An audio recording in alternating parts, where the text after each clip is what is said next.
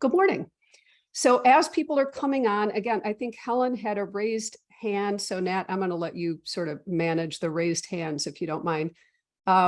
So today we're going to be talking about, there's always the fire hose, right? Of let me turn on the fire hose and, drown people with information.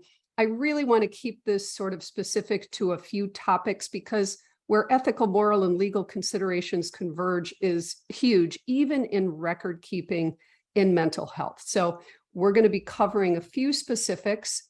This is hardly exhaustive. We can always do another part to this if there's things you want us to flush out more, the three of us, I guess it would be me, if you'd like me to flush out more. But again, feel free to raise a hand. I want this to be as interactive as it can because I think that just makes it a richer experience. So feel free to hop in. So Nat, did Helen have a question that we needed to address, or was it a technical thing? Nope, we're all good.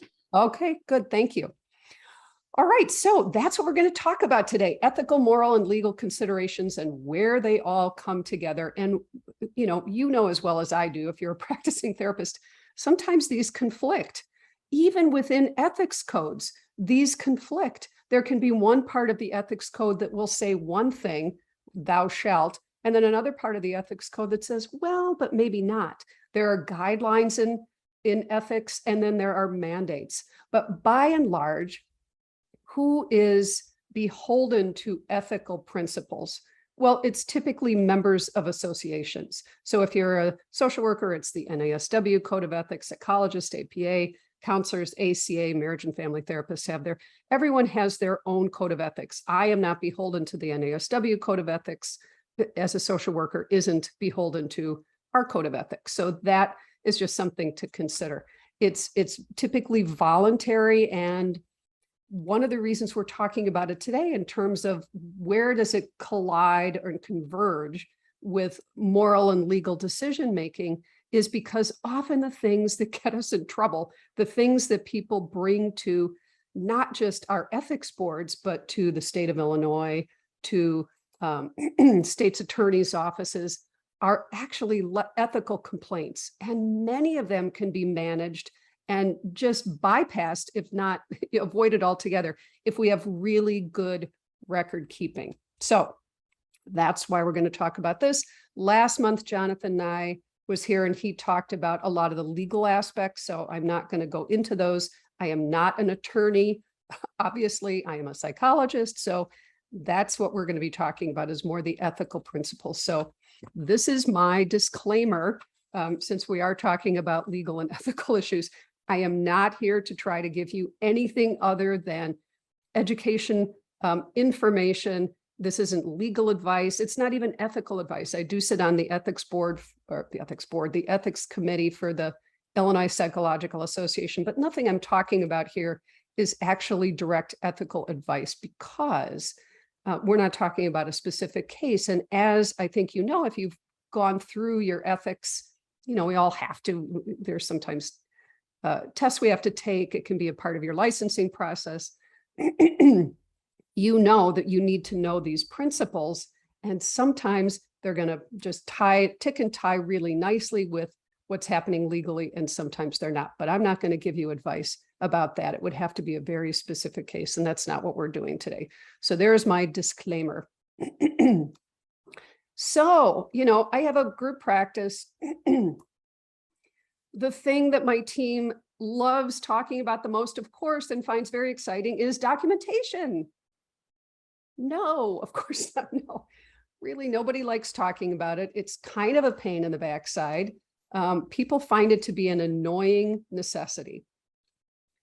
It's not exciting, obviously. This is kind of how most people feel when I'm giving a talk to our team about things they need to be thinking about in terms of documentation and what do you need to include in your record and what do you need to include in your note. I am very well aware that people's they're going to feel kind of like this poor guy, like, oh my gosh. But here's the thing. If you want excitement, this is according to Alan Barsky, who is an attorney and MSW PhD. If you want excitement in your professional life, try documenting in an incompetent, disrespectful, dishonest, incomplete, or disorganized manner.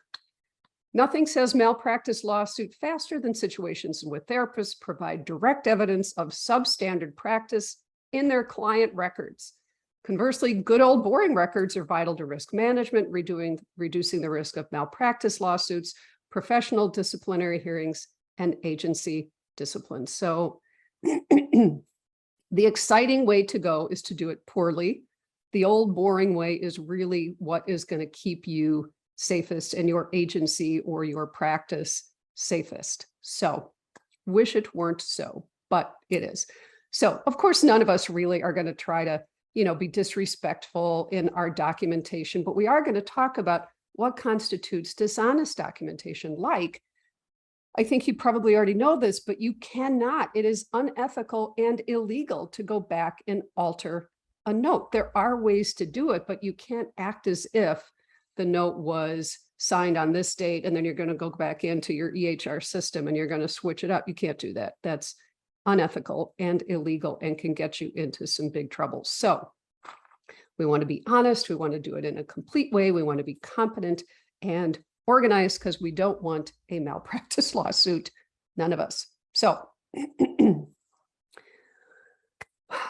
legal, ethical, and moral decision-making. This is some kind of compass. Here's the thing. Legal, I think for most of us, that makes some sense. When I have gotten calls, when it's my month to answer get the calls for people who are calling the ethics committee for IPA, often the things that they're calling aren't ethical considerations at all. They are legal or they are moral. And so often I'm going to direct them right back to their ethics code and say, well, let's go back. And sometimes I'll take a look at it and I'll call them back and I'll say, okay, so here's the place you really need to be looking. But it's not always that clear. Ethics codes are great, but all ethics codes for all associations say, and there's lots of discretion and it's up to the therapist. It really depends. And, it's not quite that clear cut. Legal matters are typically very clear cut. So this is really different. And then we're going to talk about moral decision-making, because I've noticed frequently therapists can get caught between what they think is ethical and what they think is moral. And we're going to talk about the difference between the two. Oh, and then that's not enough, right? So we have our legal considerations, our ethical considerations, our moral considerations. And as therapists, we are also very concerned with what's fair, what's just, what's right. And some codes of ethics, like I think the ACA, American Counseling Association, does a really nice job talking about, and I think NASW does too, all of them to some extent, but about being fair and just and really considering people's cultural norms and competencies. And so there's just, obviously, there is a lot to think about. So we have ethics, we have legal, we have morals. What's right and wrong? What is the benefit? What is the choice? What happens if I'm in a dilemma, right? So really what we're going to be trying to do today is to untangle those a little bit, or just talk about where those converge.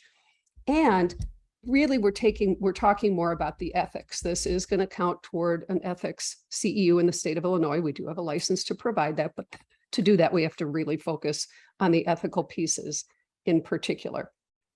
So which is it? Which is which? Which is ethical? Which is legal? Again, we'll spend a little bit of time on that. Here's the thing to consider. Ethics, excuse me, ethics typically are external rules. Those are rules that are determined in our profession by our state and national associations. Those are our codes of ethics that we're following. They're external rules, and they vary based on the situation, and they can vary between environments. What might be applicable in a private practice setting might be different than what's applicable in a hospital setting. Morals, on the other hand, is what I believe, myself, and I believe to be true. Those are my personal principles, and they rarely change despite environment. I think